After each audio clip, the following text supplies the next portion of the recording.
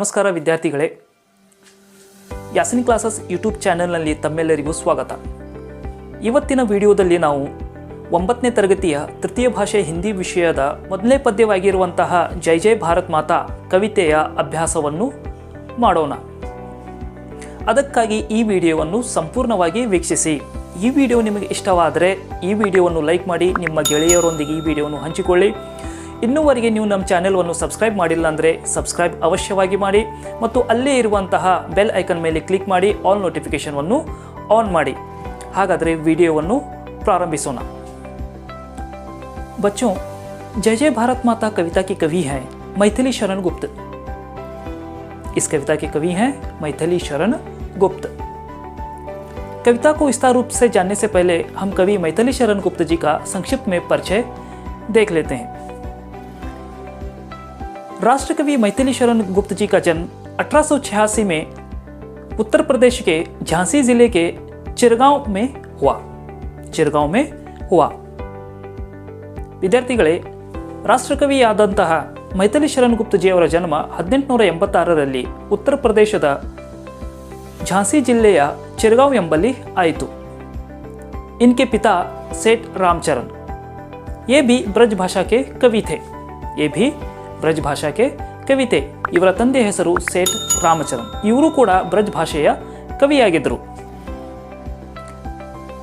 इनकी साहित्यिक सेवा को देखकर इनको 1961 में पद्म भूषण की उपाधि मिली है. ಇವರ ಒಂದು ಸಾಹಿತ್ಯ ಸೇವೆಯ ಸಲುವಾಗಿ 1961ರಲ್ಲಿ ಇವರಿಗೆ ಪದ್ಮಭೂಷಣ ಉಪಾಧಿ ಅಥವಾ ಪ್ರಶಸ್ತಿ ಸಿಕ್ಕಿದೆ.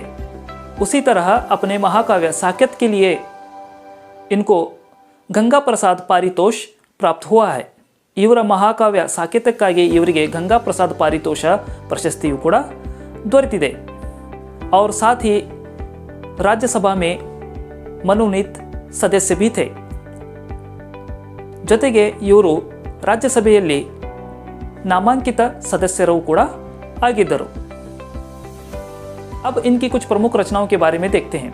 इनकी प्रमुख रचनाओं में पंचवटी, जयद्रथ वध, रंग में भंग, भारत भारती, नहुष, अनहग आदि इनकी कुछ प्रमुख रचनाएं हैं. इनकी भाषा बहुत ही सरल और शैली रोचक थी. ವಿದ್ಯಾರ್ಥಿಗಳೇ, ಇವರ ಪ್ರಮುಖ ರಚನೆಗಳಾಗುತ್ತವೆ. ಅದೇ ರೀತಿ ಇವರ ಭಾಷೆಯು ಕೂಡ ಬಹಳಷ್ಟು ಸರಳ ಮತ್ತು ರೋಚಕವಾಗಿತ್ತು. ವಿದ್ಯಾರ್ಥಿಗಳೇ,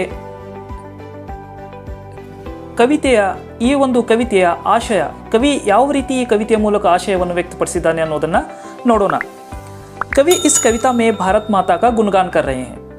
ಕವಿಯು ಈ ಒಂದು ಕವಿತೆಯಲ್ಲಿ ಭಾರತ ಮಾತೆಯ ಗುಣಗಾನವನ್ನು ಮಾಡುತ್ತಿದ್ದಾರೆ, ಪ್ರಶಂಸೆಯನ್ನು ಮಾಡುತ್ತಿದ್ದಾರೆ. ಕವಿ ಪ್ರಾರ್ಥನಾ ಕರ್ ರಹೆ ಹೈ ಕಿ ಇಸ್ ದೇಶ ಕೆ ಪಾವನ್ ಆಂಗನ್ ಮೇ ಅಂಧೇರಾ ಹಟೆ ಔರ್ ಜ್ಞಾನ ಮಿಲೆ. ಕವಿಯು ಈ ಒಂದು ಪವಿತ್ರವಾದ, ಈ ದೇಶದ ಒಂದು ಪವಿತ್ರವಾದ ಅಂಗಳದಿಂದ ಅಜ್ಞಾನ ಎಂಬ ಅಂಧಕಾರವನ್ನು ಹೋಗಲಾಡಿಸಿ ಜ್ಞಾನವೆಂಬ ಬೆಳಕು ಅಥವಾ ಜ್ಯೋತಿ ಬೆಳಗಿಸುವ ಒಂದು ಪ್ರಾರ್ಥನೆಯನ್ನ ಮಾಡುತ್ತಿದ್ದಾರೆ. ಸಬ್ ಲೋಗ್ ಮಿಲ್ ಜುಲ್ ಕರ್ ಭಾರತ್ ಮಾತಾ ಕೆ ಯಶ್ ಕಿ ಗಾಥಾ ಗಾಯೆ. ಎಲ್ಲರೂ ಕೂಡಿಕೊಂಡು ಭಾರತ ಮಾತೆಯ ಕೀರ್ತಿಯನ್ನು ಹಾಡಿ ಹೊಗಳಬೇಕು ಎನ್ನುವುದೇ ಈ ಒಂದು ಕವಿತೆಯ ಆಶಯ. ಸೊ ಈಗ ನಾವು ಕವಿತೆಯನ್ನು ಸವಿಸ್ತಾರವಾಗಿ ನೋಡೋಣ. जय जय भारत माता ऊंचा हिया हिमालय तेरा उसमें कितना स्नेह भरा. दिल में अपने आग दबाकर रखता हमको हरा भरा. सौ सोतों से बह बह कर है पानी फूटा आता जय जय भारत माता. कवि यहाँ पर कहते हैं कि हिमालय पर्वत जो है भारत माता का हृदय है.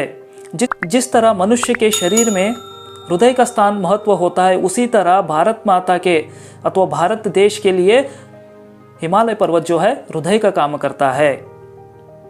और कहते हैं कि उसमें कितना स्नेह भरा, उस हृदय में बहुत ही स्नेह भरा हुआ है.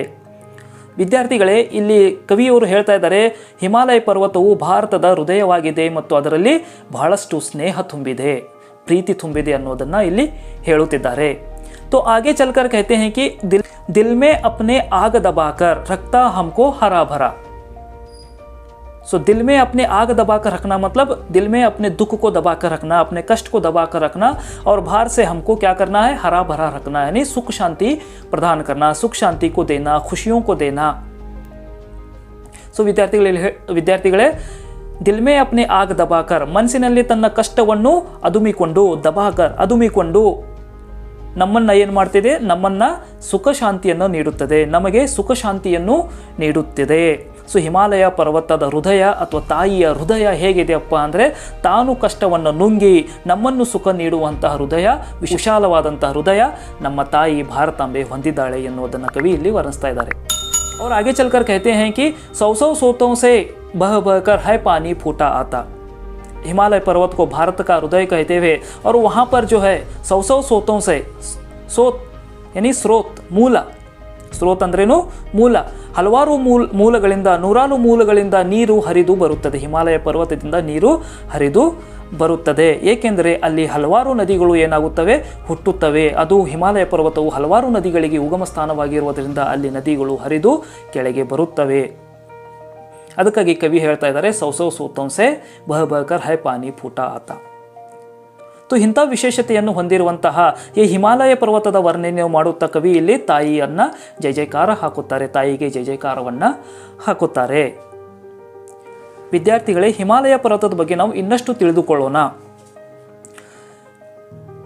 ಜಗತ್ತಿನ ಶ್ರೇಷ್ಠ ಪರ್ವತ ಶ್ರೇಣಿಗಳಲ್ಲಿ ಒಂದಾಗಿರುವಂತಹ ಹಿಮಾಲಯ ಪರ್ವತವು ಭಾರತದ ಉತ್ತರ ಗಡಿ ಭಾಗದಲ್ಲಿ ಇದೆ.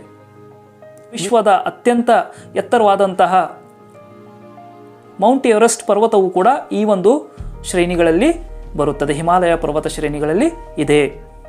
ಹಿಮಾಲಯ ಪರ್ವತ ಶ್ರೇಣಿಯು ಭಾರತಕ್ಕೆ ಬಹಳಷ್ಟು ಪ್ರಾಮುಖ್ಯತೆಯನ್ನು ಹೊಂದಿದೆ. ಏಕೆಂದರೆ ಇದು ಭಾರತದ ಒಂದು ರಕ್ಷಾ ಕವಚವಾಗಿದೆ. ಹಿಮಾಲಯ ಪರ್ವತವು ಭಾರತದ ರಕ್ಷಣೆಯನ್ನು ಮಾಡುತ್ತದೆ.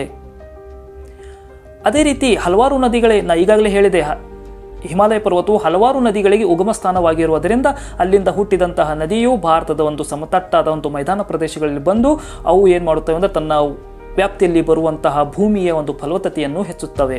ಸೊ ಇದು ಕೃಷಿ ಭೂಮಿಗೆ ಬಹಳಷ್ಟು ಸಹಾಯಕಾರಿ. ಸೊ ಈ ಒಂದು ಹಿಮಾಲಯ ಪರ್ವತದ ಉಪಯೋಗವನ್ನು ನೋಡಿದಂತಹ ಕವಿ ಇಂಥ ಒಂದು ಹಿಮಾಲಯ ಪರ್ವತವನ್ನು ಹೊಂದಿರುವಂತಹ ಇಂಥ ಒಂದು ಹೃದಯವನ್ನು ನೀವು ಹೊಂದಿರುವಂಥ ತಾಯಿ ಅಂತ ಹೇಳಿ ಅದಕ್ಕೆ ಜಯ ಜಯಕಾರವನ್ನು ಹಾಕುತ್ತಾರೆ. ಸೊ ಮುಂದಿನ ಒಂದು ಸಾಲುಗಳಲ್ಲಿ ಕವಿ ಏನು ಹೇಳುತ್ತಾರೆ ಅನ್ನೋದನ್ನು ನಾವು ನೋಡಿಕೊಂಡು ಬರೋಣ. कमल खिले तेरे पानी में, धरती पर है आम फले, इस धानी आंचल में देखो कितने सुंदर भाव पले, भाई भाई मिल रहे सदा ही टूटे कभी न नाता, जय जय भारत माता. कमल खिले तेरे पानी में, धरती पर है आम फले. देखिए कमल, जो विशेष रूप से कमल जो ज़्यादातर खिलता है वो भारत देश में खिलते हैं. तो भारत देश में क्या है, ये कमल विशेष रूप से पाए जाते हैं. तो ये कमल जो है हमारे देश का राष्ट्रीय फूल भी है. तो इसलिए कवि ये भी विशेषता बताते हैं. उसी तरह फलों का राजा आम भी हमारे देश में ही ज़्यादातर पाया जाता है. तो इसलिए यह भी एक हमारे देश की विशेषता है. तो कवि इस विशेषता को भी यहाँ पर बताते हैं. ಕವಿಯು ತನ್ನ ದೇಶದ ಒಂದು ವಿಶೇಷತೆಯನ್ನು ಹೇಳುತ್ತಾ ಭಾರತದ ಒಂದು ನೀರಿನಲ್ಲಿ ಕಮಲ ಅರಳುತ್ತದೆ. ಯಾಕಂದರೆ ವಿಶೇಷವಾಗಿ ಕಮಲವು ಭಾರತ ದೇಶದಲ್ಲಿ ಕಂಡುಬರುತ್ತದೆ ಮತ್ತು ಅದೇ ರೀತಿ ರಾಷ್ಟ್ರೀಯ ಹೂವು ಆಗಿರುವಂಥ ಕಮಲದ ಬಗ್ಗೆ ಕೂಡ ಇಲ್ಲಿ ಕವಿಯಲ್ಲಿ ವರ್ಣಿಸುತ್ತಾರೆ. ಅದೇ ರೀತಿ ನಮ್ಮ ಮಾವಿನ ಹಣ್ಣು ಕೂಡ ನಮ್ಮ ರಾಷ್ಟ್ರೀಯ ಹಣ್ಣು ಮಾವಿನ ಹಣ್ಣು ಜೊತೆಗೆ ರಾಷ್ಟ್ರೀಯ ಹೂ ಕಮಲ ಹೂ, ಇದರ ಬಗ್ಗೆಯೂ ಕೂಡ ಇಲ್ಲಿ ಹೇಳ್ತಾ ಇದ್ದಾರೆ. ಕಮಲ ನೀರಿನಲ್ಲಿ ಅರಳುತ್ತದೆ, ಮಾವಿನ ಹಣ್ಣು ಇಲ್ಲಿ ಬೆಳೆಯುತ್ತದೆ ಅಂತ ಇಲ್ಲಿ ಇದರ ಒಂದು ವಿಶೇಷತೆಯನ್ನು ಇಲ್ಲಿ ಹೇಳ್ತಾ ಇದ್ದಾರೆ. इस धानी आंचल में देखो कितने सुंदर भाव फले, इस धानी आंचल में देखो कितने सुंदर भाव फले. ಧಾನಿ ಆಂಚಲ್, ಧಾನಿ ಅಂದರೆ ಇಲ್ಲಿ ಹಸಿರು, ತಿಳಿ ಹಸಿರು. ಈ ಧಾನಿ ಎನ್ನುವ ಶಬ್ದ ತಿಳಿ ಹಸಿರು ಎನ್ನುವ ಅರ್ಥವನ್ನು ನೀಡುತ್ತದೆ. ಆಂಚಲ್ ಅಂದರೆ ಇಲ್ಲಿ ಸೆರಗು ಅಂತ ನಾವು ಇಲ್ಲಿ ಹೇಳ್ಬೋದು. ಇಸ್ ಆಂಚಲ್ ಮೇ, ಇಸ್ ಧಾನಿ ಆಂಚಲ್ ಮೇ, ಈ ಒಂದು ತಿಳಿ ಹಸಿರು ಆಂಚಲ್ ಮೇ ಅಂದರೆ ಸೆರುಗಿನಲ್ಲಿ, ಅಂದರೆ ಇಲ್ಲಿ ಪ್ರಕೃತಿಯ ಕಡೆ ಸಂಕೇತವನ್ನು ಮಾಡ್ತಾ ಇದೆ. ಇಂಥ ವಿಶಾಲವಾದಂತಹ ಪ್ರಕೃತಿಯ ನಡುವೆ ಎಂಥ ಸುಂದರ ಭಾವಗಳು ಇಲ್ಲಿ ಬೆಳೆಯುತ್ತಿವೆ. ಸುಂದರ ಭಾವಗಳು ಅಂದರೆ ಎಲ್ಲರೂ ತಾಯಿಯ ಒಂದು ಮಡಿಲಲ್ಲಿ ನಾವು ಯಾವ ರೀತಿ ಇರುತ್ತೇವೆ, ತಾಯಿಯ ಮಡಿಲಲ್ಲಿ ಹೋದಾಗ ಎಂಥ ಒಂದು ಸುಂದರ ಭಾವನೆಗಳು, ಸಹೋದರತ್ವದ ಒಂದು ಭಾವನೆಗಳು, ಪ್ರೀತಿಯ ಭಾವನೆಗಳು ಬೆಳೆಯುತ್ತಲ್ಲ, ಅದೇ ರೀತಿ ಈ ಒಂದು ಆಂಚಲ್ಮೆ, ಈ ಒಂದು ಸೆರಗಿನಲ್ಲಿ, ಈ ಒಂದು ಮಡಿಲಿನಲ್ಲಿ ಸುಂದರ ಭಾವನೆಗಳು ಬೆಳೆಯುತ್ತವೆ, ಸುಂದರ ಭಾವನೆಗಳು ಇವೆ. ಭಾಯಿ ಭಾಯಿ ಮಿಲ್ ರಹೆ ಸದಾ ಹಿ ಟೂಟೆ ಕಬಿ ನ ನಾತ. ಎಷ್ಟು ನಾವು ಬೇರೆ ಬೇರೆ ಧರ್ಮದವರು ಇದ್ದರೂ ಕೂಡ, ಬೇರೆ ಬೇರೆ ಜಾತಿಯವರು ಆದರೂ ಕೂಡ ನಾವೆಲ್ಲರೂ ಸಹೋದರತ್ವ ಎನ್ನುವ ಒಂದು ಭಾವನೆಯಿಂದ ಇಲ್ಲಿ ಇರುತ್ತೇವೆ. ಸೊ ಇಂಥ ಒಂದು ಅಣ್ಣ ತಮ್ಮಂದಿರ ಸಂಬಂಧ, ಇಂಥ ಒಂದು ಸಹೋದರತ್ವದ ಒಂದು ಸಂಬಂಧ ಯಾವತ್ತೂ ಮುರಿಬಾರದು ಎನ್ನುವ ಒಂದು ಮಾತನ್ನು ಕವಿ ಇಲ್ಲಿ ಹೇಳ್ತಾ ಇದ್ದಾರೆ. ನಾಥ, ವಿದ್ಯಾರ್ಥಿಗಳಲ್ಲಿ ನಾಥ ಅಂದರೆ ಇಲ್ಲಿ ಸಂಬಂಧ. ನಾಥ ಅಂದ್ರೆ ಏನು? ಸಂಬಂಧ. ಈ ಸಂಬಂಧ ಯಾವತ್ತೂ ಮುರಿಬಾರದು ಅನ್ನೋದನ್ನು ಹೇಳುತ್ತಾ ಕವಿ ಇಂಥ ಒಂದು ವಿಶೇಷತೆಯನ್ನು ಹೊಂದಿರುವಂಥ ತಾಯಿಗೆ ಜಯ ಜಯಕಾರವನ್ನು ಹಾಕುತ್ತಿದ್ದಾರೆ.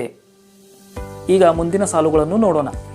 तेरी लाल दिशा में हिमा सूर्य चंद्र चिरकाल रहे, तेरे पावन आंगन में अंधकार हटे और ज्ञान मिले. तो यहाँ पर कवि कहना चाहते हैं कि तेरी लाल दिशा में, भारत माता के लाल दिशा में यानी आकाश में जो सूर्य चंद्र चमक रहे हैं वो चिरकाल रहें, दीर्घकाल तक रहें, अंत तक रहें, बहुत समय तक रहें, क्योंकि इनसे इस धरती के पावन आंगन में, इस धरती के पावन आंगन में जो अज्ञान रूपी अंधकार है वो हट जाए और ज्ञान रूपी प्रकाश हमें मिलता रहे. तो यहाँ पर सूर्य चंद्र केवल ये सूर्य चंद्र नहीं, यहाँ जो भारत देश में हो लोग जो हमें ज्ञान बांटते हैं, ज्ञान बांटते हैं, अच्छा उपदेश देते हैं, मार्गदर्शन देते हैं, उनके ओर भी कवि यहाँ पर संकेत कर रहे हैं. जो महान व्यक्ति जैसे स्वामी विवेकानंद बनकर चले गए, उनका उपदेश से न जाने कितनों लोगों का ज्ञान मिला और उनका जीवन सार्थक बना. महात्मा गांधी के जीवन को आदर्श मानकर न जाने कितने लोगों ने अहिंसा का मार्ग अपनाया. भगत सिंह को देखकर न जाने कितने युवकों ने भारत माँ के लिए मर मिटने को तैयार हो गए, मर मिटने की शपथ उन्होंने खाई. तो इस तरह जो है ऐसे सूर्य चंद्र, ये भी हमारे देश के सूर्य चंद्र ही हैं. स्वामी विवेकानंद हो, भगत सिंह हो, महात्मा गांधी जी हो, ऐसे कई महान व्यक्ति हो बनकर गए हैं जो हमारे लिए सूर्य चंद्र की तरह है. उनकी प्रकाश में ही हमारा जीवन आज प्रकाशमय हो गया है. तो ऐसा कवि यहाँ पर कहना चाहते हैं. ಸೊ ವಿದ್ಯಾರ್ಥಿಗಳಲ್ಲಿ ಸೂರ್ಯ ಚಂದ್ರದ ಒಂದು ತಾತ್ಪರ್ಯ ಏನಪ್ಪ ಅಂದರೆ, ನಮ್ಮ ದೇಶದಲ್ಲಿರುವಂತಹ ಮಹಾನ್ ವ್ಯಕ್ತಿಗಳು, ಅವರ ಉಪದೇಶಗಳು, ಅವರ ಒಂದು ಮಾರ್ಗದರ್ಶನದಿಂದ ನಮ್ಮ ಜೀವನ ಸಾರ್ಥಕವನ್ನಾಗಿ ಮಾಡಬೇಕಾಗಿದೆ. ಅವರ ಒಂದು ಉಪದೇಶದಿಂದ ನಮ್ಮ ಒಂದು ಅಜ್ಞಾನ ಎಂಬ ಕತ್ತಲೆಯನ್ನು ಹೋಗಲಾಡಿಸಿ ಜ್ಞಾನವೆಂಬ ಒಂದು ಪ್ರಕಾಶವನ್ನು ನಾವು ಹರಡಿಸಬೇಕಾಗಿದೆ. ಜ್ಞಾನವೆಂಬ ಜ್ಯೋತಿಯನ್ನು ಬೆಳಗಿಸಬೇಕಾಗಿದೆ. ಮತ್ತು ನಮ್ಮ ಜೀವನವನ್ನು ಸಾರ್ಥಕ ಮಾಡಬೇಕಾಗಿದೆ. ಇಂಥ ಒಂದು ಜನರು ಯಾವತ್ತೂ ಇರಲಿ, ದೀರ್ಘಕಾಲದವರೆಗೂ ಇರಲಿ, ಚಿರಕಾಲದವರೆಗೂ ಇರಲಿ, ಕೊನೆಯವರೆಗೂ ಇರಲಿ ಎನ್ನುವ ಕವಿಯ ಒಂದು ಭಾವನೆ. ಸೊ ಅದೇ ರೀತಿ ಮುಂದೆ ಇಲ್ಲಿ ಹೇಳ್ತಾರೆ, ಮಿಲ್ಜುಲ್ಕರ್ ಹಿ ಹಮ್ ಸಬ್ ಗಾಯೆ तेरे यश की गाता, जय जय भारत माता. ನಾವೆಲ್ಲರೂ ಕೂಡಿಕೊಂಡು हम सब मिलकर ही भारत माता के यश की गाता को गाना चाहिए, यश की गाता को सुनाना चाहिए. ನಾವೆಲ್ಲರೂ ಕೂಡಿಕೊಂಡು ಭಾರತದ ಒಂದು ಕೀರ್ತಿಯನ್ನು ಏನು ಮಾಡಬೇಕು, ಹೊಗಳಿ ಹಾಡಬೇಕು, ಅದನ್ನು ಪ್ರಚಾರ ಮಾಡಬೇಕು. ನಮ್ಮ ದೇಶ ಇಷ್ಟು ಬಲಿಷ್ಠವಾಗಿದೆ, ನಮ್ಮ ದೇಶದಲ್ಲಿ ಇಂಥ ವಿಶೇಷತೆಗಳು ಹೊಂದಿವೆ ಅನ್ನೋದನ್ನು ನಮ್ಮ ದೇಶದ ಬಗ್ಗೆ ನಾವು ಪ್ರಶಂಸೆ ಮಾಡ್ತಾ ಇರಬೇಕು. ದೇಶದಲ್ಲಿ ನಮ್ಮ ದೇಶದ ಒಂದು ಗೌರವವನ್ನು ಹೆಚ್ಚಿಸ್ತಾ ಇರಬೇಕು. ನಮ್ಮ ದೇಶದ ಒಂದು ವಿಶೇಷತೆಯನ್ನು ನಾವು ಪ್ರಸಾರ ಮಾಡಬೇಕು ಅನ್ನುವುದನ್ನು ಕವಿಯಲ್ಲಿ ಹೇಳುತ್ತಾ ತಾಯಿಗೆ ಜಯ ಜಯಕಾರವನ್ನು ಹಾಕ್ತಾ ಇದ್ದಾರೆ. ಜೈ ಜೈ ಭಾರತ್ ಮಾತಾ ಅಂತ ಹೇಳುತ್ತಿದ್ದಾರೆ. ಸೊ ಇಲ್ಲಿಗೆ ಈ ಒಂದು ಕವಿತೆ ಮುಕ್ತಾಯಗೊಳ್ಳುತ್ತದೆ.